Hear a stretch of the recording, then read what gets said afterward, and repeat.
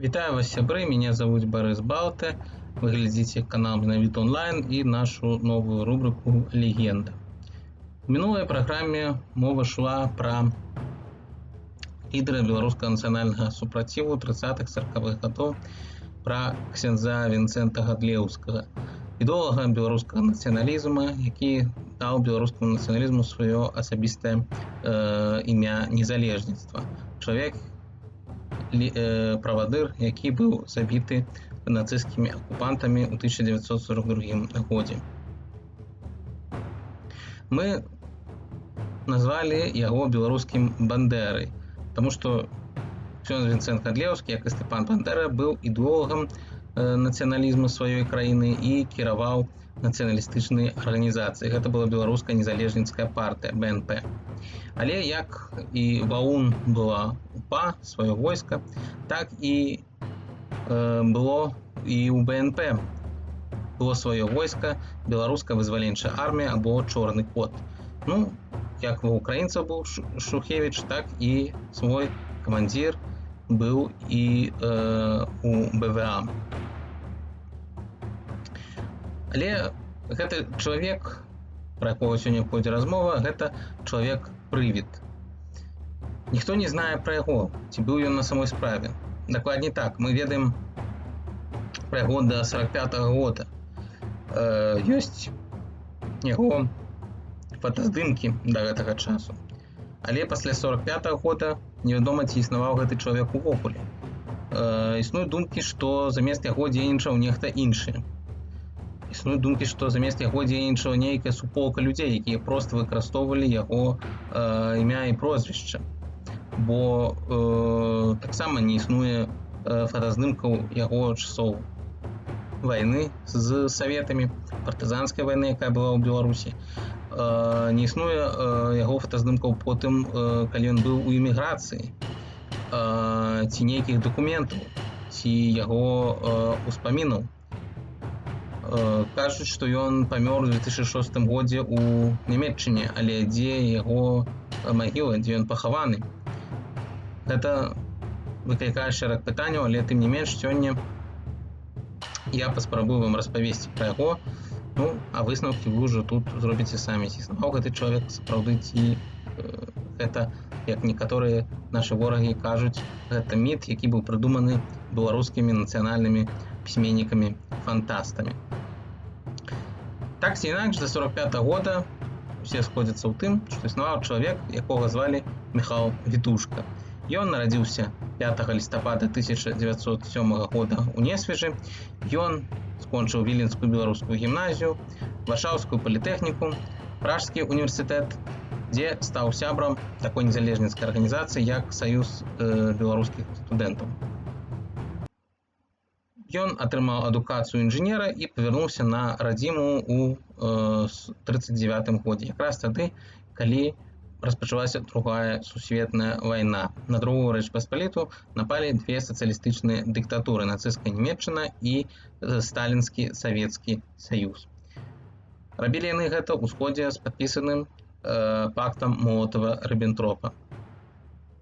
Несвіж стаў часткай Савецкага Саюза, часткай БССР, і Міхал Вітушка пайшоў працаваць у савецкую міліцыю. Ён там, правда, прапрацаваў пару месяцаў і потым павярнуўся да свайго да той працы, на якой ён вучыўся. Ён, як я ж сказаў, ён атрымаў адукацыю інжынера, ён працаваў на будоўлі дарог.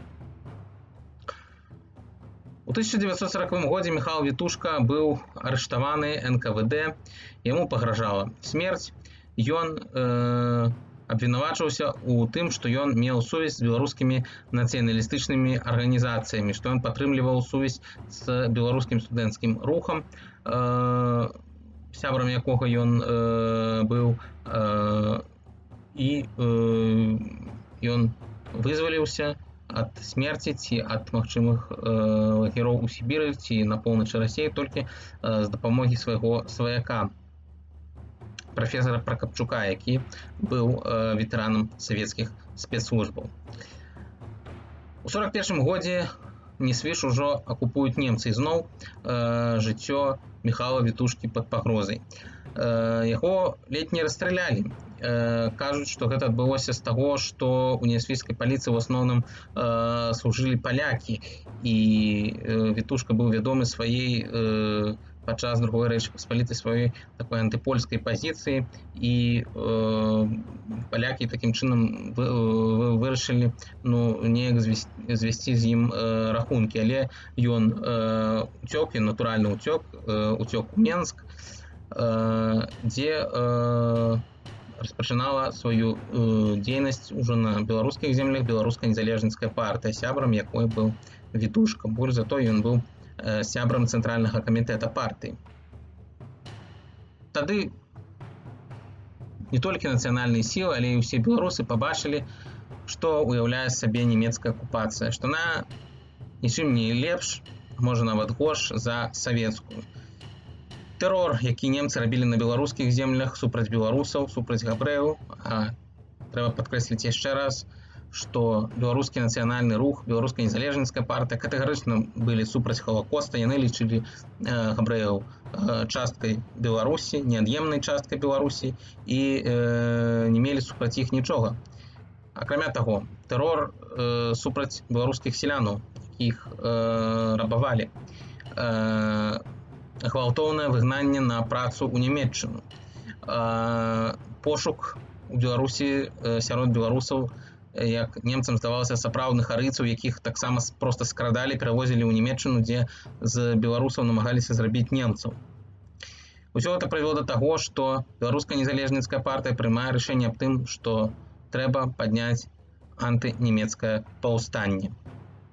Але сілаў БНП яшчэ вельмі мала. БНП толькі распачала сваю дзейнасць, яна была створана ў 1938 годзе, і толькі ў 1941 годзе яна пачала дзейнічаць ужо па ўсёй Беларусі, да гэтага яна дзейнічала толькі у заходніх рэгіёнах. А падчас першых савецкіх гадоў, з 1939 па 1941, не дзейнічала ў Беларусі ўвогуле, яна дзейнічала за яе межамі. І прымаецца рашэнне, што рабіць. Трэба ісці ў беларускія структуры, якія стварылі немцы. Што маецца на ўвазе? Ісці ў беларускія школы, у беларускія клубы і нават рабіць такую чорную працу, як ісці ў нямецкую паліцыю. Але з адной толькі мэтай. Не з мэтай падтрымліваць немцаў, не з мэтай удзельнічаць у іх чорных антычалавечых справах, а вербаваць там сваіх прыхільнікаў, шукаць там беларусаў, якія таксама супраць немцаў. Як вядома, ксёндз Вінцэнт Хадлеўскі быў, напрыклад, генеральным школьным інспектарам генеральнай акругі Беларусь. Але, як вядома, гэта не ўратавала яго, ён быў, як ужо сказаў, расстраляны немцамі. Міхал Вітушка ідзе па іншаму накірунку, ён не ідзе ў адукацыю, ён ідзе, скажем так, у бяспеку. У гэты час разгарнуўся вельмі вялікі антынемецкі партызанскі чырвоны рух. Чырвоныя партызаны вельмі пакрыўдзілі жыццё немцам, яны праводзілі дыверсійныя акцыі, яны забівалі нямецкіх афіцэраў, партыйных дзеячоў НСДАП ў Беларусі, падрывалі чыгунку і так далей, скрадалі у немцаў зброю, праводзілі свае агітацыйныя мерапрыемствы.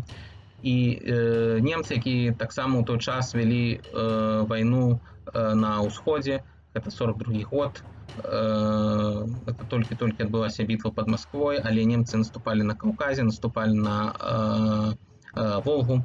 Тады яшчэ ў вайну уключылася Амерыка, і прымаецца рашэнне, што войскі патрэбны на фронце. У ТУ, у акупаванай Беларусі, з беларускімі партызанамі, нават чырвонымі, павінны змагацца самі ж беларусы. Ствараецца такі сабе беларускі корпус самааховы. І з гэтым корпусам самааховы адбылася такая вельмі цікавая гісторыя. Калі яго немцы фарміравалі, яны заявілі, што гэта магчымае будучае беларускае войска, што беларусы будуць мець сваю армію, якая будзе дзейнічаць як яна пажадае, якая можа і будзе дзейнічаць на баку Нямецчыны, але это будзе незалежная армія, як войскі Венгрыі, Румыніі, Славакіі. Гэта будзе войска з беларускім строем, з беларускімі камандзірамі, незалежнымі ад немцаў, ад нямецкіх паліткамісараў, ад СС, з беларускім сцягам, зразумела, што з беларускімі камандамі. І вось з-за гэтага ствараецца вось гэты самы беларускі корпус самааховы, але як потым выявіцца, гэта было ўсё хлусня. Савецкія гісторыкі кажуць, што беларускі корпус самааховы заклікалі гвалтам, што быў гвалтоўны прызыў. Гэта так і не так. Сапраўды шмат чалавек шлі ў беларускі корпус самааховы добраахвотна, але былі рэгіёны ў Беларусі, дзе сапраўды была гвалтоўная мабілізацыя, як, напрыклад, у Ганцавічах. Там мясцовае насельніцтва вось чамусьці вырашыла, што яна з немцамі супрацоўнічаць не будзе нават у такім вось корпусе самааховы, з якога рабілі выгляд, нібы гэта стане будучае беларускае войска. Запісалася сапраўды вельмі шмат чалавек, яны ўтвораць 20 батальёнаў, і тут выявіцца ўся нацысцкая хлусня. Немцы скажуць, што мы не планавалі ніякай арміі беларускай, ніякага войска вам не будзе, а вы будете выконваць выключна карныя паліцэйскія аперацыі на тэрыторыі Беларусі. Вы не будете воевать на ўсходнім фронте супраць бальшавікоў, вы будете воевать у Беларусі супраць саміх жа беларусаў, вы просто будете страляць у спіну партызанам.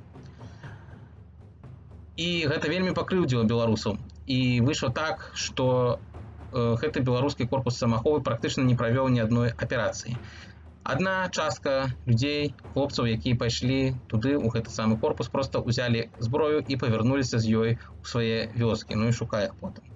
Другая частка, наадварот, узяла зброю і перайшла на чырвоны бок, перайшла на бок партызанаў і ўжо ваявала нямецкай зброі з немцамі. Была трэцяя частка, якая выконвала сваю асабістую гульню, як той самы Міхал Вітушка.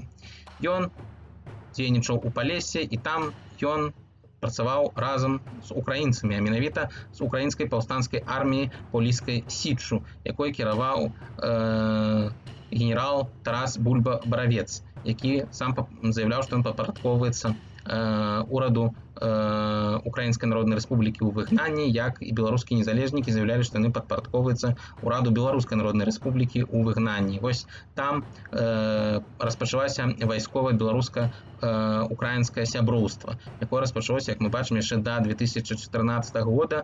Яна распачалася ў 1942 годзе. Беларусы разам з украінцамі ваявалі супраць чырвоных партызан, але выключна з сваіх палітычных мэтаў, а не з таго, што ім наказалі немцы. Усё гэта скончылася тым, што вось гэты самы беларускі корпус самааховы быў распушчаны немцамі, а яго кіраўніцтва, якое шчыра служыла немцам, думаючы, што немцы дазволяць беларусам стварыць сваю дзяржаву, як немцы дазволілі гэта харватам ці славакам. Як вядома, былі гэтыя такія марыянеткавыя дзяржавы ў Еўропе падчас Другой сусветнай вайны. І вось іх арыштавалі. Яны прасидзелі ў нацысцкіх турмах, у канцлагерах да самага канца Другой сусветнай вайны, а таксама забаранілі яны дзейнасць і Поліскай Січы Тараса Бульба-Бараўца з-за таго, што Бульба-Баравец адмовіўся прымаць удзел у Халакосце, адмовіўся знішчаць украінскіх габрэяў.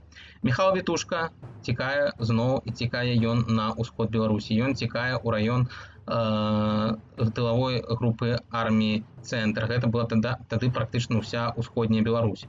Ну, трэба зноў павярнуцца, сказаць, што Беларусь падчас вайны, падчас нямецкай акупацыі была падзелена. Заходняя частка Беларусі ўваходзіла ў склад нямецкага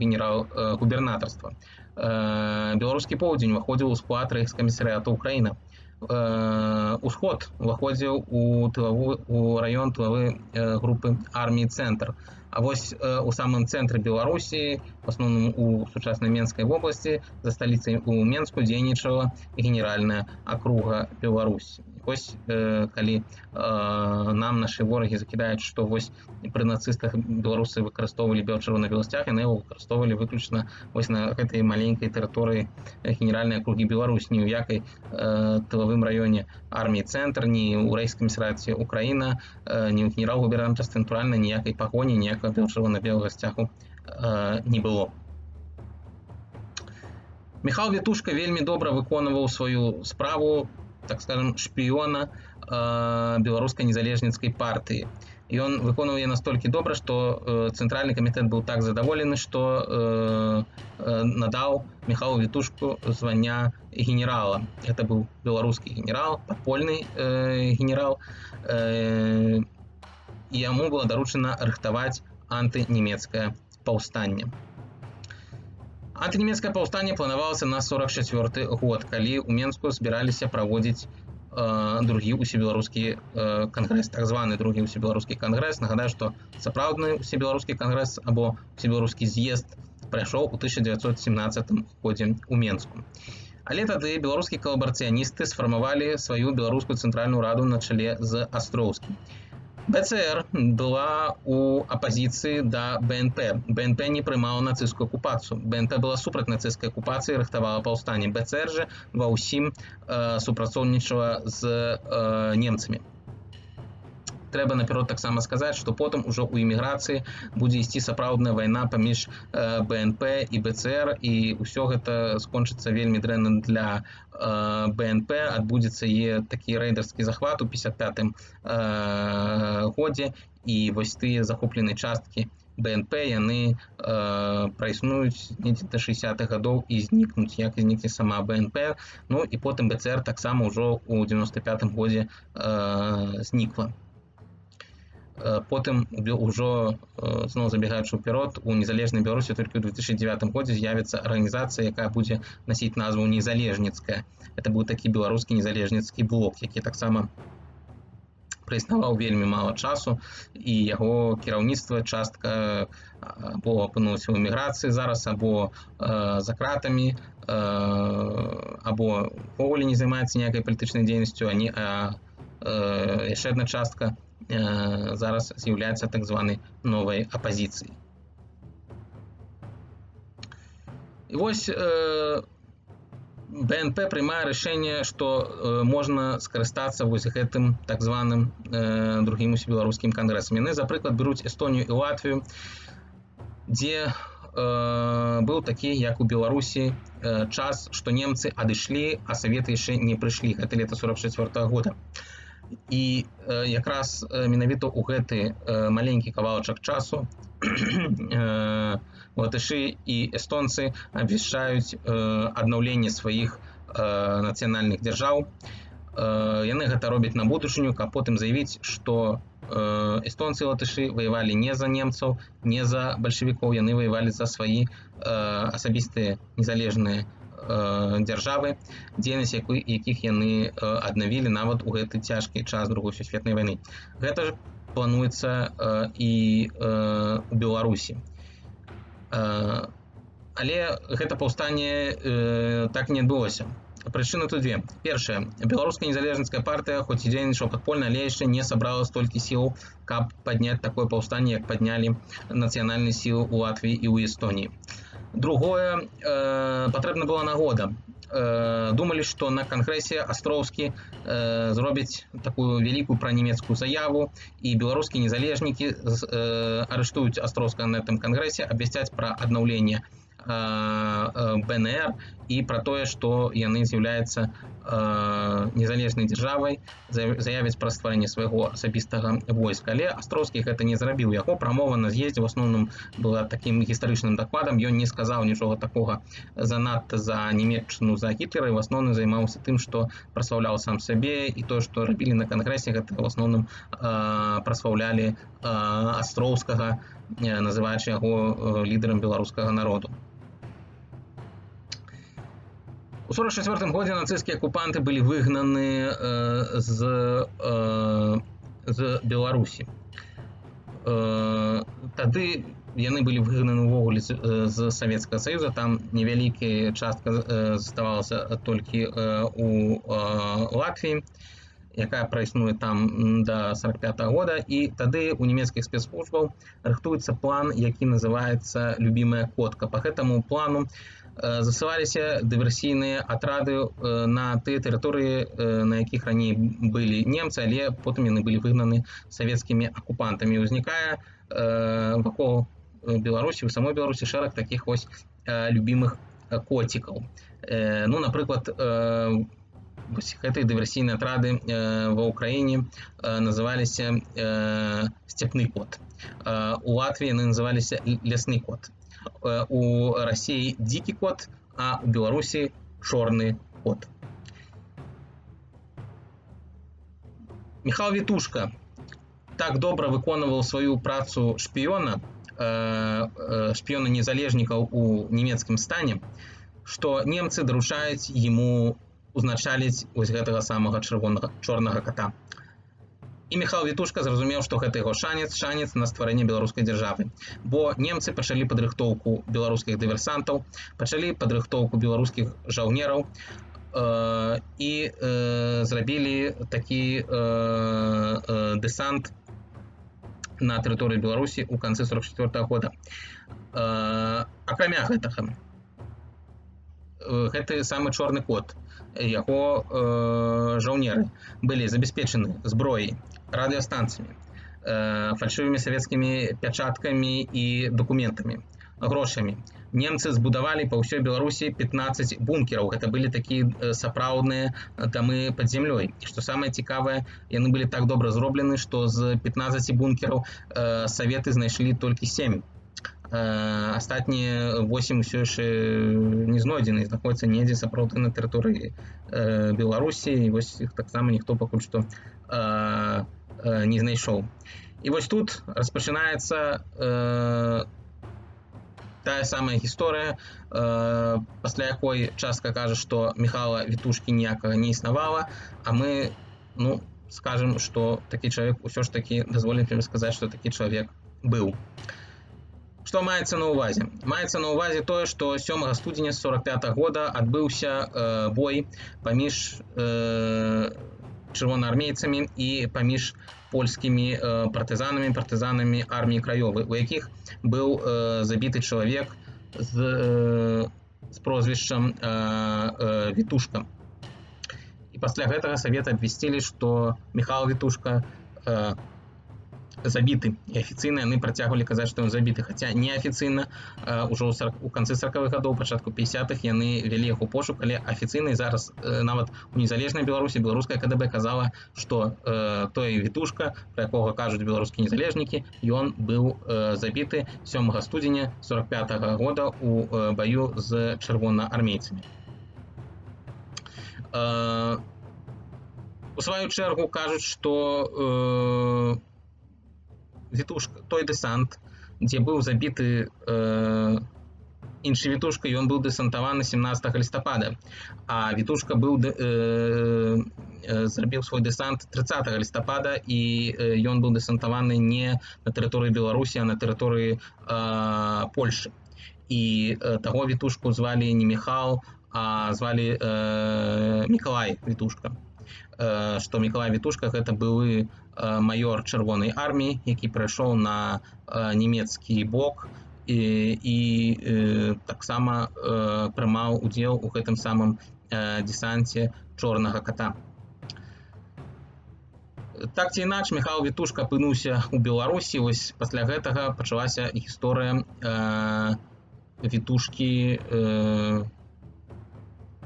прывіда, скажем так. Вітушка прывід і увесь беларускі партызанскі незалежніцкі рух пакуль сядзіць і маўчыць, ён чакае час. У 1944-1945 годзе, пачатку 1945 года не адбываліся нейкіх такіх вялікіх баёў ці сутычак паміж чырвонаармейцамі і незалежнікамі. У асноўным тады шлі ў Беларусі сутычкі паміж чырвонаармейцамі і палякамі. Незалежнікі чакалі свайго часу. Час гэты настаў у 45-м годзе на канферэнцыі ў Налібоцкай пушчы. Яна адбылася ў верасні 45-го года. У канферэнцыі прыняла ўдзел каля 40 чалавек, камандзіраў беларускіх партызанаў-незалежнікаў, дзе прымаецца рашэнне аб пачатку партызанска-падпольнай дзейнасці супраць Савецкага Саюза, супраць чырвонай арміі, супраць камуністаў, супраць НКВД, потым ужо МДБ 46-го года, калі Сталін павярнуў міністэрства замест народных камісарыятаў. Міхал Вітушка тады заяўляе, што у адрозненні ад іншых краін гэты партызанскі рух не будзе такі вялікі, але ён усё ж такі будзе дзейнічаць, бо Беларусь разбураная, бо па Беларусі вельмі сильна прайшла Другая сусветная вайна, але тым не менш трэба рабіць сваю справу, трэба змагацца, трэба праводзіць антысавецкія дзеянні. Таксама партызаны вельмі спадзяваліся на тое, што пасля таго, як распадзецца саюз паміж заходнімі дэмакратамі і Савецкім Саюзам, што ў рэшце-рэшт адбылося, СССР пойдзе вайной на захад, і захад тады вымушаны будзе дапамагчы беларускім незалежніцкім партызанам правадзіць дыверсійную дзейнасць супраць саветаў. Пік дзейнасці беларускай вызваленчай арміі, а гэта ўжо не чорны кот, яны ўжо дзейнічаюць не па нямецкаму загаду, яны ўвогуле не дзейнічалі па нямецкаму загаду, яны выкарысталі немцаў, тыя далі ім зброю, радыё, бункеры, а яны выконвалі сваю асабістую справу, яны змагаліся не за Нямецчыну, а змагаліся за Беларусь. Вось з 46-го недзе па 49-й год это быў такі пік дзейнасці беларускай незалежніцкай партызанкі. Асноўныя дзеянні партызанаў гэта напады на калоны мабілізованых. Тады Чырвоная армія праводзіла гвалтоўную мабілізацыю ў беларускіх вёсках, хапалі хлопцаў і вялі маршам да гарадоў, да ваенкаматаў. Тады на гэтай калоны нападалі беларускія незалежніцкія партызаны, яны забівалі чырвоных жаўнераў і хлопцы, хто павяртаўся ў вёску, а хто таксама з партызанамі пераходзіў у лес. Яшчэ адным тыпам акцый былі напады на турмы, і не адзін раз беларускія партызаны нападалі на турмы і вызвалялі палітвязняў. У тым ліку нападалі, напрыклад, на турмы ў Менску. Трэця тактыка – гэта тактыка заняцця вызвалення гарадоў ад чырвоных і ўзняцця над імі чырвона-белых сцягаў. Самае знакамітае адбылося вясной 46-го года ў Новагрудку. Дарэчы, у гэтай аперацыі прымалі шмат удзел і былых партызанаў Бульба-Бараўца, якія вырашылі змагацца, украінцы вырашылі змагацца за незалежную Беларусь.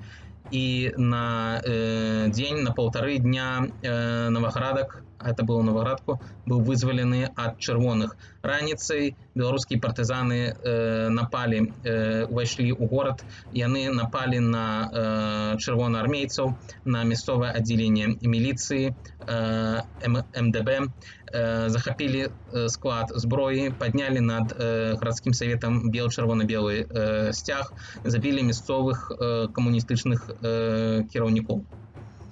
Схожая акцыя была ў Кобрыні, праўда, яны там пратрымаліся не паўтара дня, а паўдня, але гэта цікава, што гэта аперацыя рабілася сумесна беларускай вызваленчай арміі і украінскай паўстанцкай арміі пад кіраўніцтвам Рамана Шухевіча. Так што ў Кобрыні воевалі пад чырвона-белым сцягам і пад сіне-жоўтым сцягам незалежнай Украіны. Тут трэба таксама сказаць пра супрацоўніцтва з іншымі партызанскімі рухамі.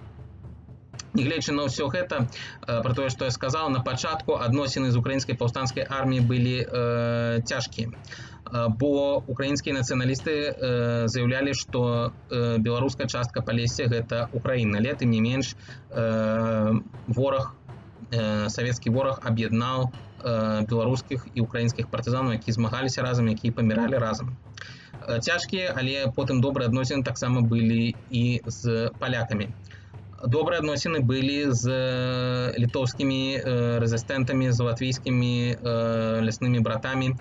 З апошнімі былі самыя добрыя адносіны з усіх антысавецкіх партызанак. Лясныя браты латышскія дапамагалі потым партызанам сыходзіць на захад праз свае калідоры. Беларуская вызваленчая армія і БНП тады сталі вельмі сапраўднай, вельмі магутнай сілай. У сваім дакладзе Берыі БССРаўскія чэкісты пішуць пра тое, што ў кожным абласным цэнтры, тады трэба нагадаць, што ў Беларусі было не 6, а 12 абласцей. Была, напрыклад, Пінская, Дзечынская, Вілейская область, Палеская область з цэнтрам у Мазыры. Так вось, у цэнтрах усіх гэтых 12 абласцей дзейнічаюць штабы БНП, БВА. Акрамя таго, у кожным раённым цэнтры дзейнічаюць ячэйкі БНП.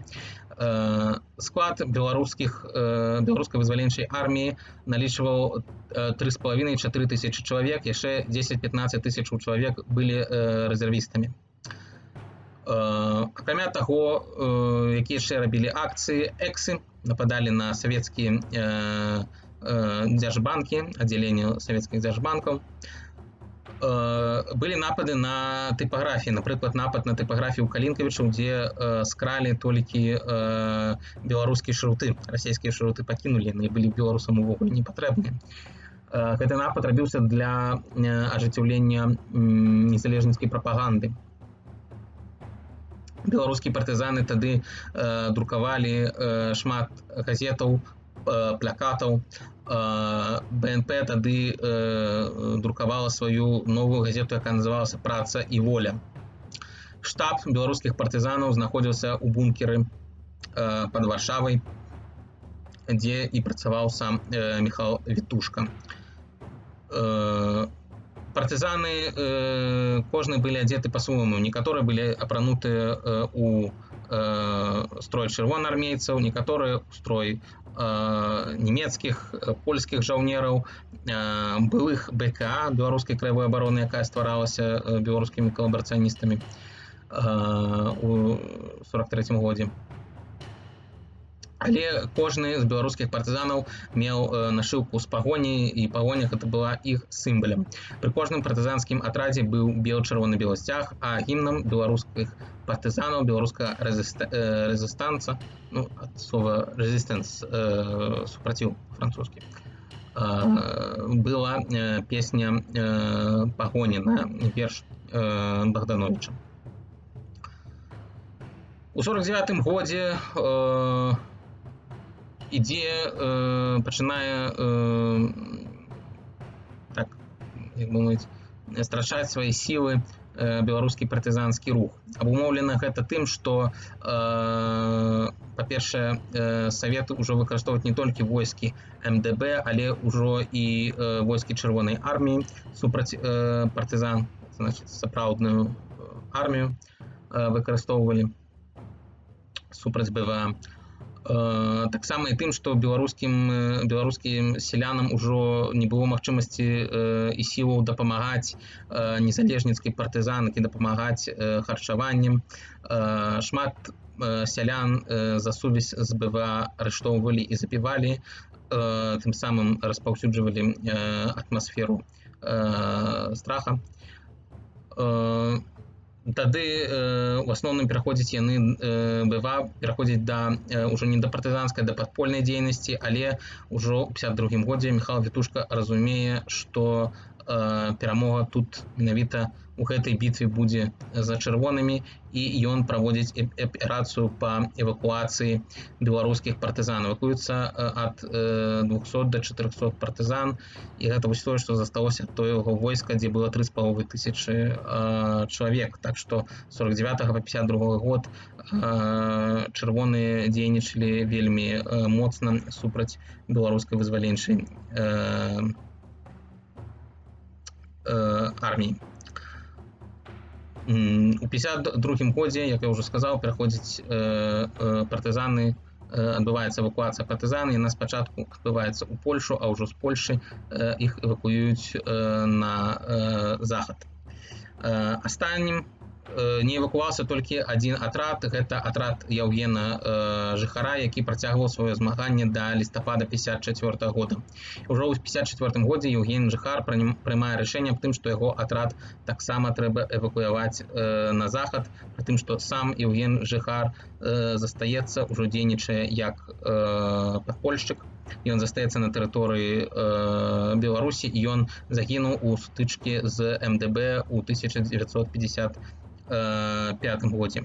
Асобныя беларускія падпольшчыкі працягвалі сваю дзейнасць аж да 60-х гадоў, але это былі ўжо адзінкі. Беларускага такога вялікага партызанскага руху ўжо не было.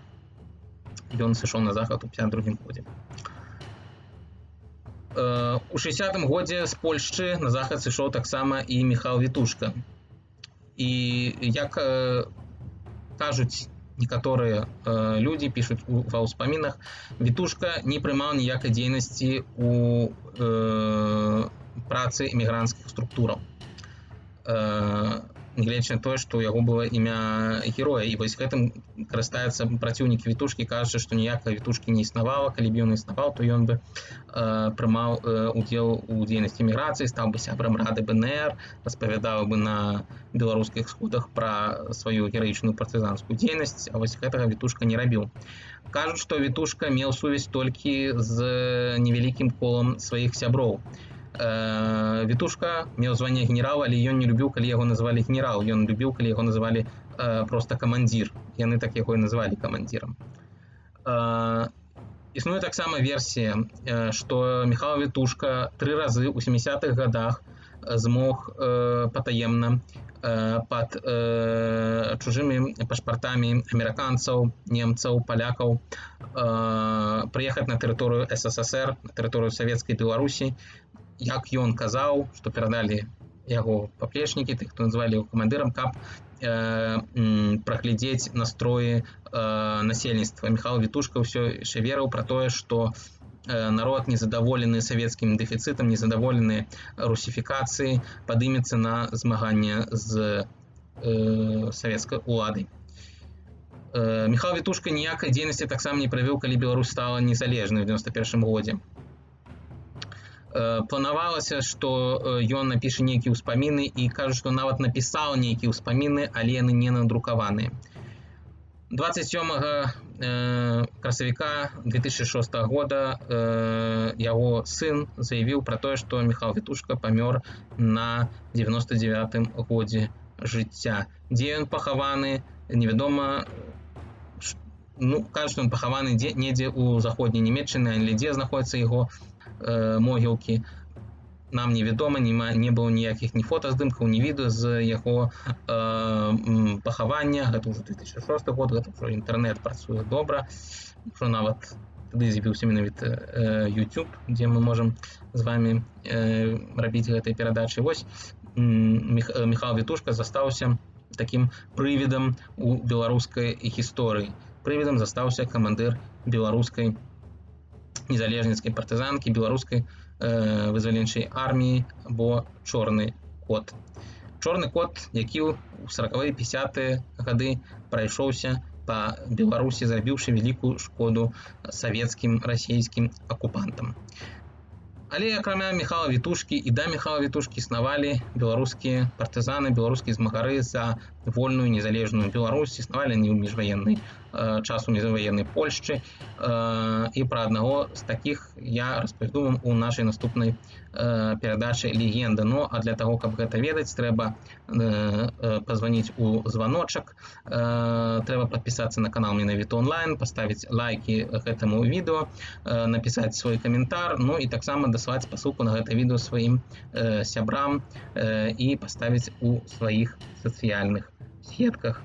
І памятайце, што беларуская гісторыя вельмі цікава, у ёй ёсць і героі, і прывіды, і паэты, і рэвалюцыянеры, і шмат сапраўдных вялікіх людзей, што б нам не казала чужая прапаганда. Але каб сапраўды падняць іх імя, падняць на нашы сцягі, трэба ведаць беларускую гісторыю і трэба яе распаўсюджваць і глядзець у тым ліку і нашу перадачу «Легенда» на нашым канале менавіта онлайн. Дзякуй вам, жыве Беларусь!